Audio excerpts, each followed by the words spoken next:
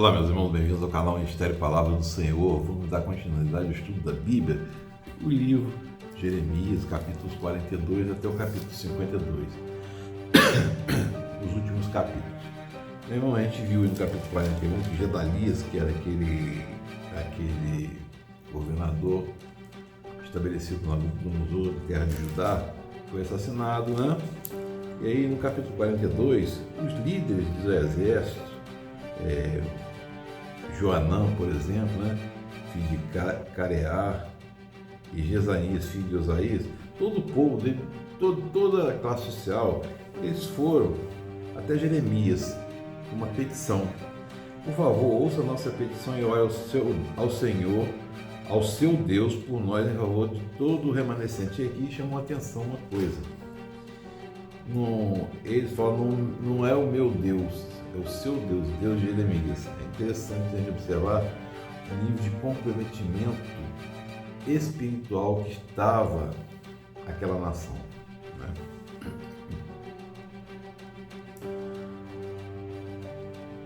Por favor, nossa petição, ore a nossa petição e ore ao Senhor, ao seu Deus, por nós em favor de todo este remanescente, pois, como você vê, embora fôssemos muito, agora resta um pouco de nós, né? Porque ficou muito pouca gente em Judá, né? Ficou muito pouca gente em Judá. Nos dias o que devemos fazer. Aí Jeremias respondeu: eu vou atender, eu vou orar a Deus por vocês. Porque a gente precisa saber de uma coisa: o profeta, ele apresenta Deus ao povo. E o sacerdote apresenta o povo a Deus. Mas Hebreus esclarece muito claramente isso quando a gente vê essas coisas aqui, o ato de Jeremias profetizando e apresentando Deus ao povo, o que Deus quer do povo. E os sacerdotes o tempo todo fazem sacrifício, não pelo povo, mas pelo pecado dele também. O tempo todo ele precisa se perdoar, porque o sacrifício não era suficiente, mas, como está escrito em Hebreu, o sacrifício é suficiente. Né? E é interessante a gente observar. E tudo que o Senhor responder, eu lhe direi, não responderei de vocês.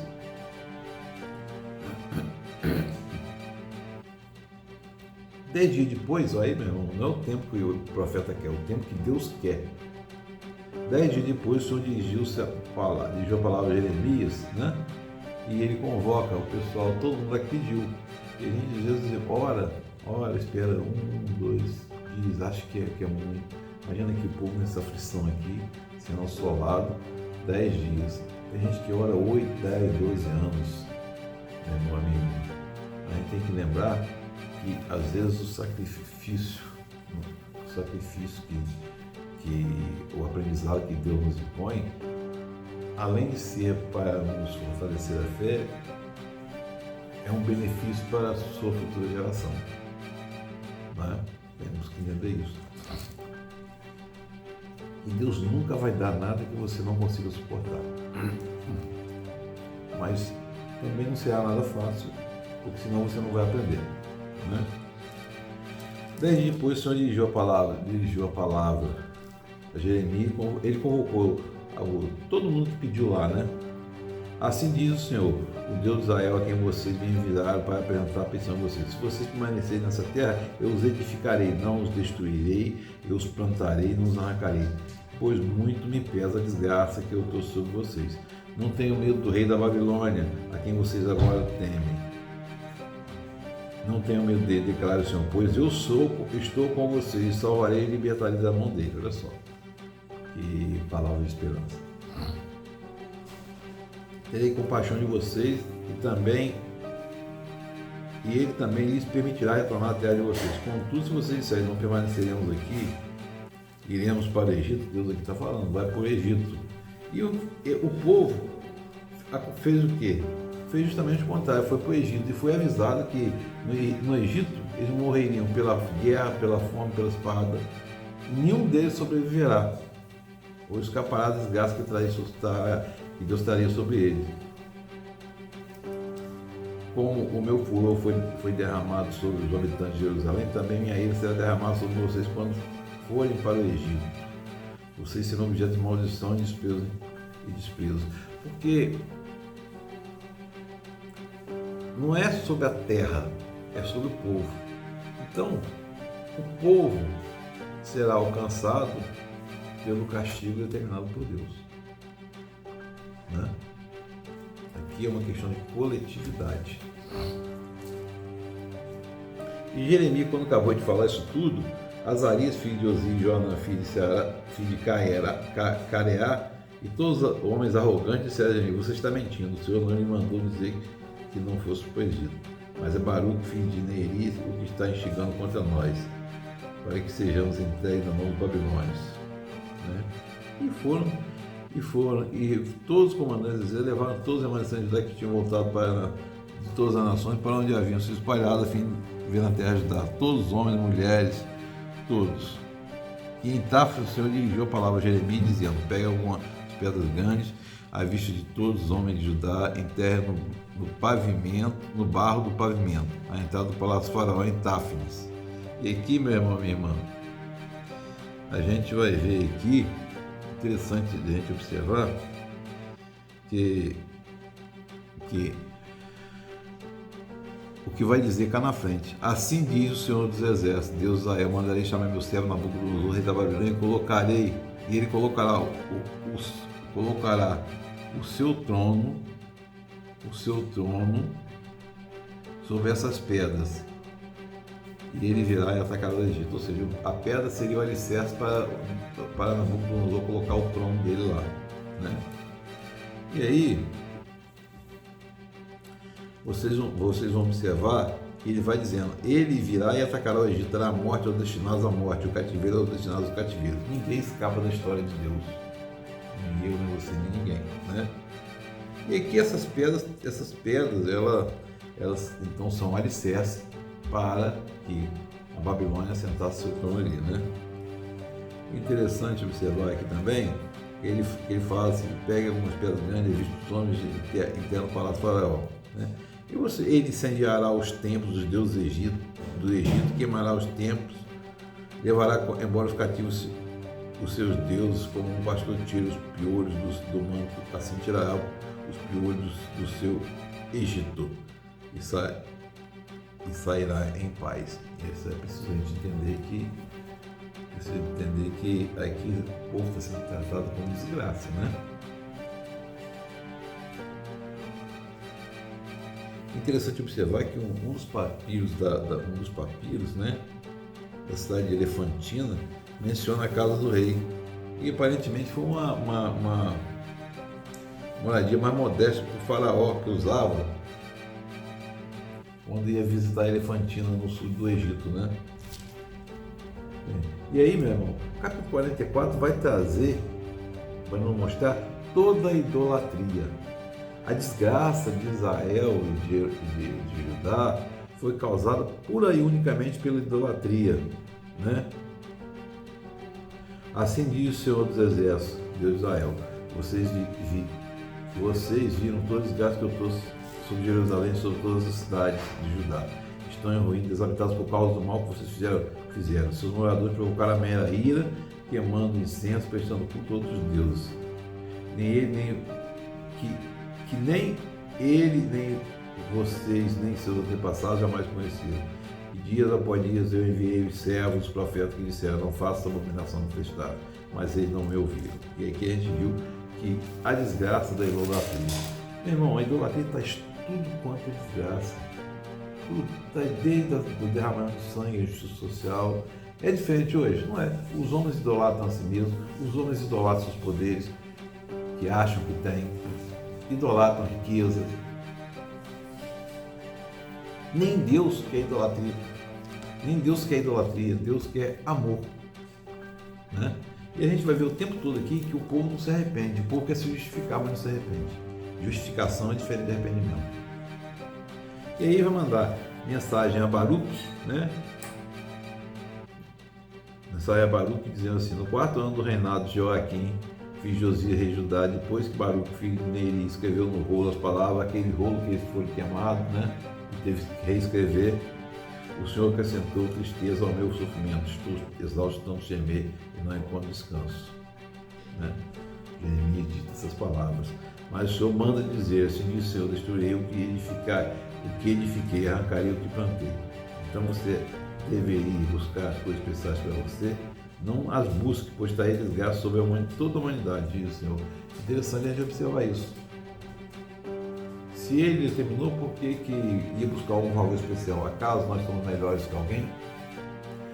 Nós, cristãos ou crentes, somos melhores que alguém? Não. Nós temos viver no mundo e pedir a Deus força para não sair do mundo, mas a gente tem que levar a mensagem do Senhor. A gente é a nação escolhida, a igreja é a nação escolhida, vai levar a mensagem de Deus. E a palavra de Jesus Cristo é o Evangelho, né? Que toda Bíblia é Evangelho, por causa do Evangelho. E aí, a partir do capítulo 46, vem uma série de mensagens às nações. Mensagem acerca do Egito. Essa mensagem contra o exército do rei do Egito, Faraó Neco, que foi derrotado em Carquemes junto ao rio Eufrates com Nabucodonosor. Neco destruiu, o Josias morreu na batalha contra Neco lá, né? Mas Nabucodonosor destruiu o Faraó Neco, né? No 4º ano do reinado de Joaquim, filho de Josias, rei de Judá. E aí, meu irmão, vem a mensagem acerca dos filisteus, né? Assim diz o Senhor: vejo como as águas estão subindo do norte, eles se tornam uma torrente transbordante da nossa terra. Está falando